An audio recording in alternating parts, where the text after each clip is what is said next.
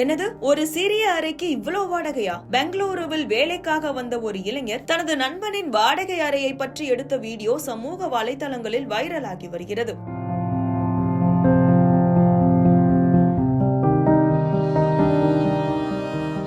கிராமப்புறங்களில் இருந்து வேலை வாய்ப்புக்காகவும் அதிக ஊதியத்துக்காகவும் நகர்ப்புறங்களில் உள்ள நிறுவனங்கள் மற்றும் வாய்ப்புகளை நோக்கி மக்கள் படையெடுத்து வருகின்றனர். இதனால் நகர்ப்புறங்களில் உள்ள வீடுகளின் தேவை நாளுக்கு நாள் அதிகரித்துக் கொண்டே செல்கிறது. மேலும் நாளுக்கு நாள் அதிகரிக்கும் நகர்ப்புற மக்கள் தொகையானது நகர்ப்புற திட்டமிடலின் அவசியத்தை வலியுறுத்துகிறது. சென்னை உட்பட பெங்களூரு, மும்பை, புனே, தில்லி ஆகிய நகரங்களில் வீடுகளுக்கான தேவை அதிகரித்துக் கொண்டே செல்கிறது. அப்படி சொந்த ஊரை விட்டு பெங்களூருக்கு வேலைக்கு சென்ற ஒரு இளைஞர் தன் நண்பன் வாடகைக்கு எடுத்துள்ள அறையை விளக்குவதன் மூலம் அங்குள்ள வாழ்க்கையின் சிரமங்களையும் உண்மையான நிலையையும் உணர்த்துகிறார்.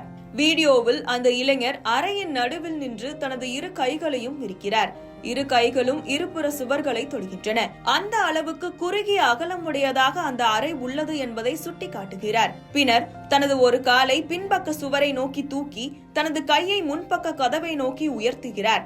அந்த அளவே அறையின் நீளம் உள்ளது. இந்த அறைக்கு அவர் கொடுக்கும் வாடகை தான் வியப்பை ஏற்படுத்துகிறது. பராமரிப்பு செலவின்றி மாதத்துக்கு ரூபாய் 25,000 வாடகையாக வசூலிக்கப்படுகிறது என கூறுகிறார். இந்த அறையில் ஒரே ஒரு நன்மை உள்ளது. அது என்னவென்றால் அறையில் அதிக பொருட்களை வாங்கி குவிக்க முடியாது. இதனால் பணத்தை வீணடிக்கும் நிலை தடுக்கப்படுகிறது. அந்த வகையில் இந்த அறையில் இருந்து பணத்தை சேமிக்கலாம் என்று சோகம் கடந்த புன்னகையோடு கூறுகிறார் அந்த இளைஞர் பதிவிட்டுள்ள இந்த வீடியோ இணையத்தில் பலரால் பகிரப்பட்டு வருகிறது. இதில் சிலர் மும்பையிலும் இதே நிலைதான் என கருத்துக்களை பதிவிட்டுள்ளனர். சில நாட்களில் புனேவும் இந்த நிலைக்கு மாறிவிடும்.